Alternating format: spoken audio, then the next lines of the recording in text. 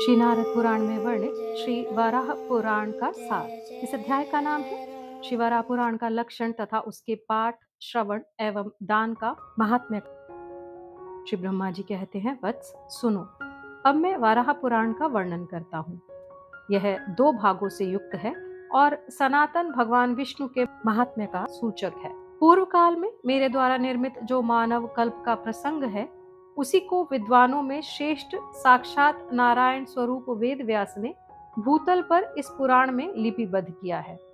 वराह पुराण की श्लोक संख्या 24,000 है।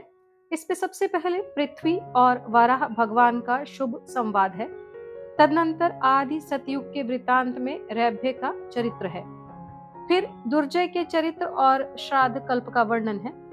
तत्पश्चात महातपा का आख्यान, गौरी की उत्पत्ति, विनायक, नागगण, सेनानी अर्थात कार्तिकेय, आदित्यगण, देवी, धनद तथा वृष का आख्यान है। उसके बाद सत्यतपा के व्रत की कथा दी गई है। तदनंतर अगस्त्य गीता तथा रुद्र गीता कही गई है।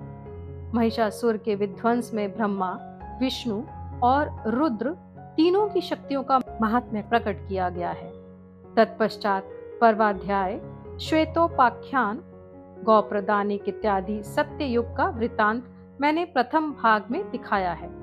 फिर भगवत धर्म में व्रत और तीर्थों की कथाएं हैं। 32 अपराधों का शारीरिक प्रायश्चित बताया गया है।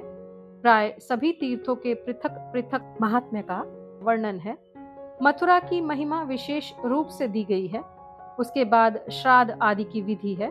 तदनंतर ऋषि पुत्र के प्रसंग से यमलोक का वर्णन, कर्म विपाक एवं विष्णु व्रत का निरूपण है।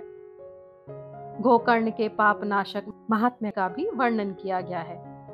इस प्रकार वाराह पुराण का यह पूर्व भाग कहा गया है।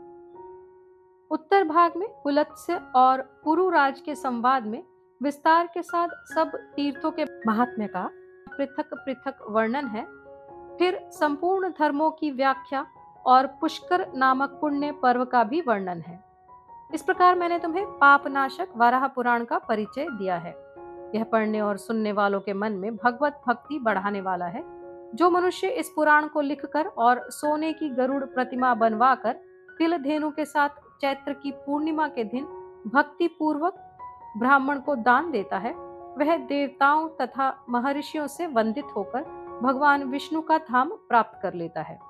जो वराह पुराण की इस अनुक्रमणिका का श्रवण या पाठ करता है, वह भी भगवान विष्णु के चरणों में संसार बंधन का नाश करने वाली भक्ति प्राप्त कर लेता है।